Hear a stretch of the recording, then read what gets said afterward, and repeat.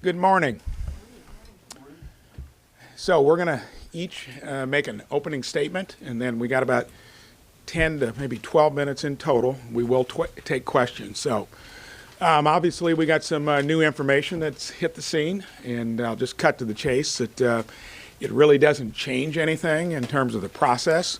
We knew that the discussion of witnesses would be here soon, and I think every senator that I know has said that they will cross that bridge when they get to it, and each has a different opinion probably of how important that's going to be.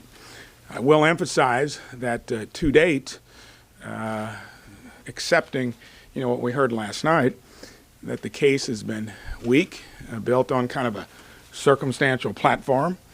There was actually, and I think when I was walking off here one day, there was no aid actually delivered.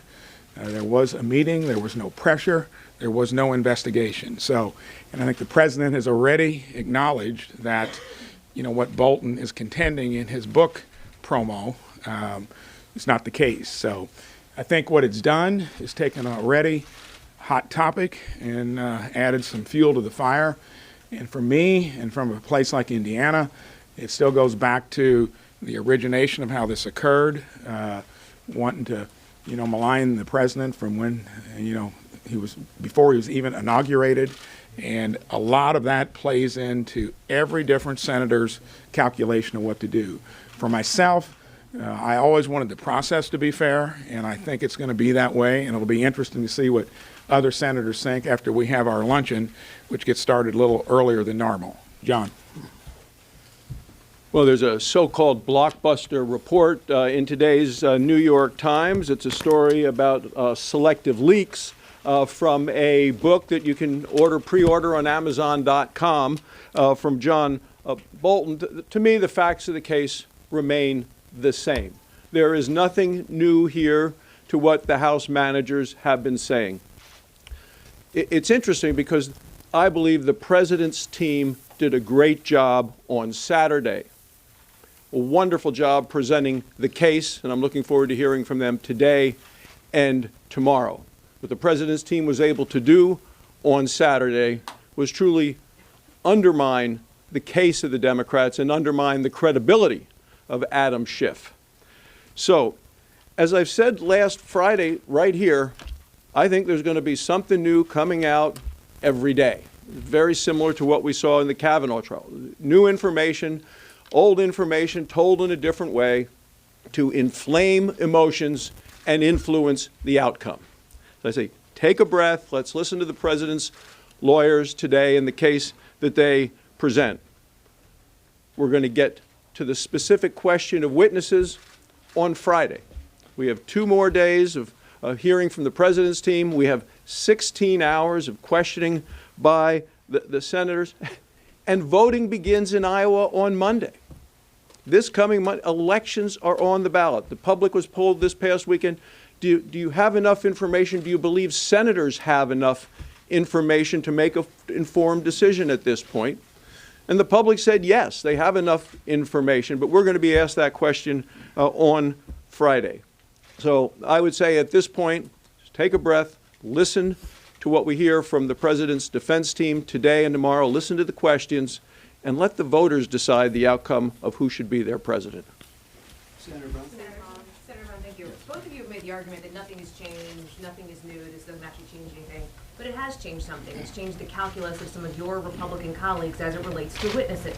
Can you tell us about the conversations you've had with your Republican colleagues, where the ground seems to be shifting here, and are you prepared for this trial to go past potentially the State of the Union, past next week, longer than expected if needed? So after the last session, I did speak to some that have been kind of grappling with the issue, and I think, yes, it probably will make the dynamic different.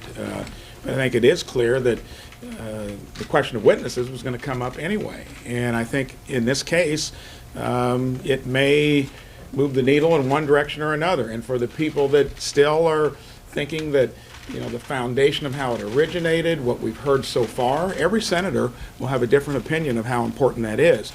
But I'm not going to deny it's going to change the decibel level and probably the intensity at which we go about talking about witnesses, which is going to be on Friday. And the interesting thing to me is, Chuck Schumer, he comes up here and he always said, I just need 4 Republicans. Ladies and gentlemen, that's not about witnesses. He needs 4 Republicans to be the majority leader of the United States Senate. It is his magic number. That's his focus. He has known from the beginning that he was never going to have an opportunity to actually remove President Trump from office or remove President Trump from the ballot. His goal, as clearly stated, is to become the majority leader, not to remove the president. I want to add one thing to that. This is a political process, and when it comes to how each of us has to look at this, that's different for every senator. And I think politically, Speaker Pelosi knew that we may be coming to this day. I just heard today, and you don't hear much about it, President Trump is leading the candidates in a New York Times Siena poll in Iowa. He's leading in some of the swing states. And when it all comes down to it, when you push this hard on something that you've tried to do for so long, there is a political consequence. And after we get through this, that's the true measure, because we're overturning one election and we're trying to prevent another, and that'll weigh into everybody's conversation. Senator Braun, last week you said, I asked you if you thought it was okay for the president to withhold aid to coerce an announcement investigation. You said, and I quote, "I'm saying it didn't happen." Apparently, John Bolton says that it did. Is John Bolton lying, so sir? You know as well as I do, when I said it didn't happen, is that the aid was released. They had the meeting. There was not an investigation, and the one fact witness, President Zelensky, said there was no pressure. If you have to spell it out in detail, most people got that. That's what I meant. But is John Bolton lying, sir? We'll find that out if we get to him as a witness. And President Trump said that what he's saying is not the case. So, if you take a look at the picture of aid to Ukraine, and I've been there a number of times, President Trump has done so much more to help the people of Ukraine, the freedom fighters, the liberties of the people there, with the aid from the United States than we ever got from the previous administration. President Zelensky said he didn't even know that there was a temporary pause in the aid until after reports came out and after the aid started to flow. So, if the issue is aid to Ukraine, the quid pro quo, the money went out, President Trump received nothing in return.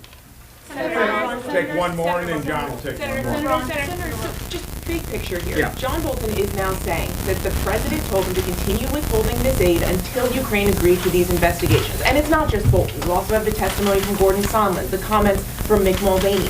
Do you believe John Bolton? I was asked that last night. Is he a credible witness? And I have no, when it comes to John Bolton, if we get the witnesses, it's going to have two things involved. He will be vetted in terms of all the things you do with a witness, whether you believe him or not from the get-go.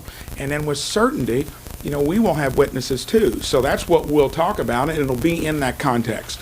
And there is nothing new here that John Bolton didn't know before the House managers rested their case and stopped calling witnesses, and they never chose to call John Bolton. They have for 25 years undermined the credibility of John Bolton on item after item and not trusting his judgment, his temperament, and you've seen that for a long, long time of his history. So we're going to have a chance to hear from the president's lawyers at 1 this afternoon. We're going to listen closely. You can imagine every ear is going to be tuned to that as we hear that defense. But from this point, when I take a look at what the beginning part of your question, the aid went, the investigation was not announced, so there is no quid pro quo. Senator, are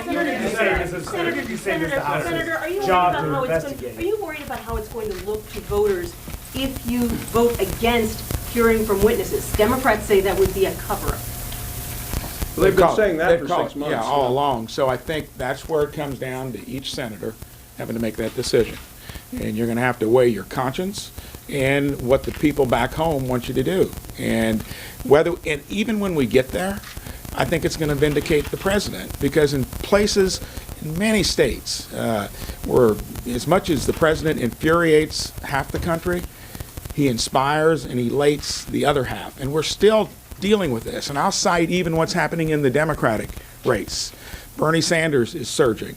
I came here because I was fed up with business as usual here. And President Trump and Bernie Sanders are manifestations of that. I heard Bernie just a little bit ago. I'm speaking against the establishment, you know, talking to his voters. And it'll all be played out in the long run. We're going to get through this trial. The president's going to be vindicated because he came here to shake up the system. The agenda is working, and we'll go on, and we're not going to overturn one election and prevent another. Thank you.